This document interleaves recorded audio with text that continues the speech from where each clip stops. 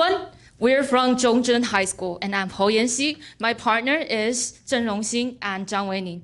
Today, we would like to share you a very trendy topic, and the name is A Study on High School Students' Smartphone Usage, Perceptions, and Attitudes Toward Mobile Phone Eavesdropping. And this is the overview of our presentation. And let's talk about the background first. Nowadays, smartphone has become an essential part in our daily life. With technologies such as Siri and Google Assistants, smartphone can provide voice-activated services and personalized assistance. However, this convenience may also bring out privacy concerns, as some apps will collect data without users realized and may expose the information to third parties. Therefore, this study aims to explore high school students' perception of smartphone eavesdropping, their awareness of data privacy, their trust in technology companies, and how they protect their personal information. Based on these motivations, we develop 4 main research questions which will guide our study. First, have high school students ever suspected their smartphones of eavesdropping, and what specific experience have led to these suspicions? Second, what attitudes and concerns do high school students hold toward the possibility of smartphone eavesdropping? Third, what levels of privacy awareness and protective behavior do high school students demonstrate when using their smartphones? Fourth, to what extent do high school students trust technology companies, and how do they perceive the relationship between smartphone eavesdropping and targeted advertising? Now we are going to introduce some literature review. It talks about the age of smartphone users continue to decrease. However, the risk of personal privacy also become a growing concern. And then in this literature review, it focused on mobile phone eavesdropping and information security trust. Next, I'm going to talk about our research method. So we conduct an online survey with 170 students from grade 10 to 12, with 65 males and 105 females. And we focus on 3 points. First, smartphone usage habits. Second, their perception of eavesdropping. Third, their attitude and behavior. Next, I'm going to talk about our analysis and results. So first, suspicion is very common. So in these 3 data, we can see over half of the students have noticed the conversation-related ads without searching them. And around 90% of people have believed that tech company might monitor their conversation for advertising purpose.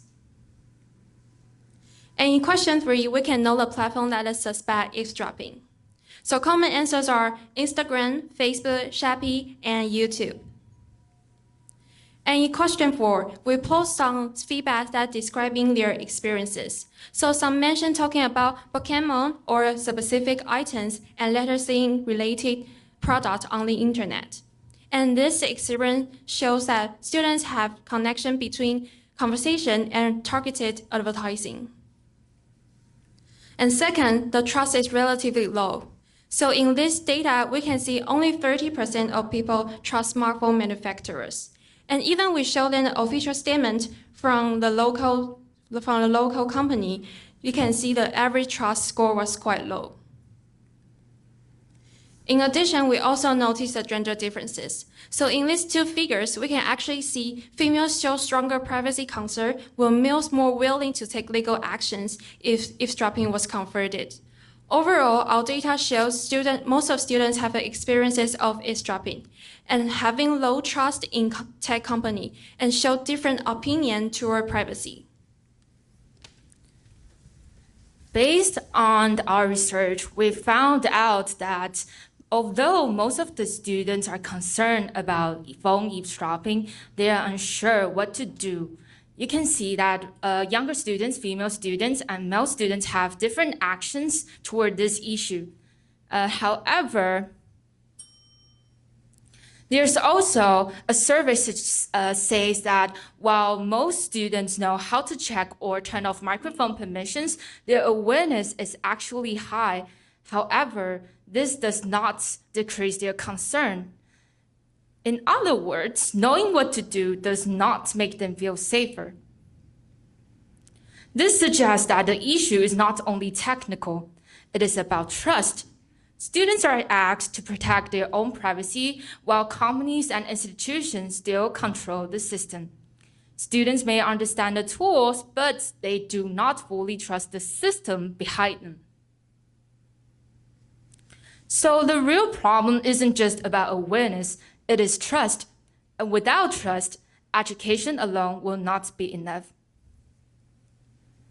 To address this issue, we need more than individual efforts. Education should help students understand how to protect their privacy rights online.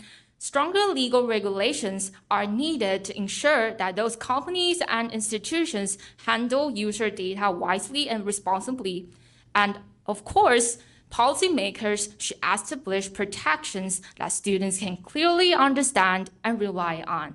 Because only when the awareness and trust grow together can students feel informed and secure. This is our references. Thank you. Thank you for your presentation. I have two questions. The first one is, how do you define eavesdropping of mobile phones? This is the first question. The second question is, could you give us one concrete example of eavesdropping when you use mobile phone? That's all. Because now mobile phone is an important part in our daily life, and sometimes when we discuss something and soon it related to the advertisement on our phones, so we are curious about this problem, so we choose to list problems and we want to know more about it. And actually, if in the example that I just explained, that there are many of people have this kind of experiences. So that is the thinking that why we have a related thinking. So I think eavesdropping is the common things that happen now. For my personal experiences, I would say once when I was talking with my family, we talked about a trip. We talked about traveling to Japan. And even though I didn't search for any certain words in even Google or some YouTube, after our conversation, they just show up out of nowhere. Okay, I have questions that, according to your research, Yes. and you found out many youngsters fear the eavesdroppings happens daily, but individual customers are very tiny group. I mean the power of the individual customers. If you want to force the smartphone manufacturers to do something, is it possible for the customers to force them to do that? I would say in some ways, yes. For example, setting some strong legal regulations is important so that education at the same time can let students understand this issue and have more awareness about this. And at the same time, legal regulations are needed because they can control those companies to handle our user data more wisely and more responsibly. So yes. Thank you. Thank you. Thank you. 好，谢谢中正高中的。